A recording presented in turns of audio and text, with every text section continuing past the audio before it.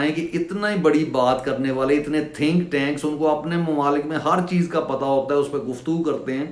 ہمارے ملک میں کیا ان کو نہیں پتا کہ آج تک جو ہے وہ کبھی بھی فوج جو ہے وہ پاور سے نکلی ہی نہیں، اس نے کبھی جو ہے پارلیمان کو چلنے ہی نہیں دیا گیا، چلنے ہی نہیں دیا. اور قاضی فائز عیسیٰ صاحب جو سیشن کروا رہے ہیں، کبھی جو وہ پروسیجر بتا رہے ہیں کہ عدالتوں کا کیا ہوگا، کبھی وہ دھرنا کیس فیصل آباد کا کر رہے ہیں، لیکن جو اس وقت اصل پرابلم جو ملک میں چل رہے ہیں، اور آپ جواب جناب قاضی صاحب دے رہے ہیں جی پارلیمان اس کا کرے گی. کیا آپ کو نہیں پتا پاکستان میں رہتے ہوئے کہ پارلیمان تو کبھی پاور میں آئی ہی نہیں؟ یعنی پچھلے 75 سال سے کبھی پارلیمان جو ہے وہ پاور میں نہیں ہے. اگر ہم یہ کہتے ہیں کہ نواز شریف صاحب جناب وہ جو ہے ایک پارلیمانی لیڈر ہیں، تو اس سے زیادہ بیہودہ مذاق نہیں ہو سکتا.